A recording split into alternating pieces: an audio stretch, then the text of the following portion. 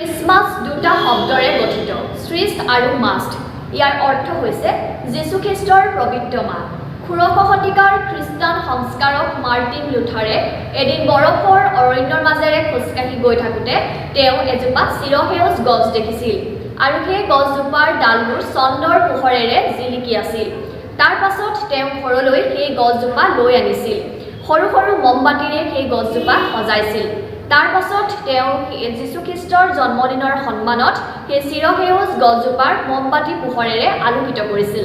বিশ্বাস কৰা হয় যে তেতিয়াৰ পৰাই বৰদিনত বৃক্ষৰোপণৰ পৰম্পৰা আৰম্ভ হৈছিল। মই বৰ্তমান উপস্থিত আছোঁ শিৱসাগৰৰ ঐতিহাসিক বৰপুখুৰীৰ পাৰত থকা কেন্দ্ৰীয় বাপ্তিষ্ট মণ্ডলীত।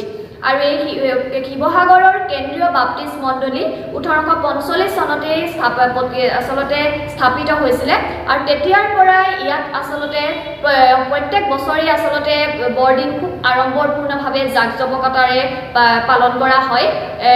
যিহেতু বৰদিনলৈ মাজত মাত্ৰ ২টা দিন বাকী আছে আৰু আজিৰে পৰা ইয়াত প্ৰস্তুতি চলিছে। মোৰ সতীৰ্থ মই দীপকক অনুৰোধ জনাইছোঁ মহাজাতি 24 লাইভৰ সমূহ দৰ্শকক ইয়াৰ সামগ্ৰিক পৰিৱেশ দেখুৱাবলৈ।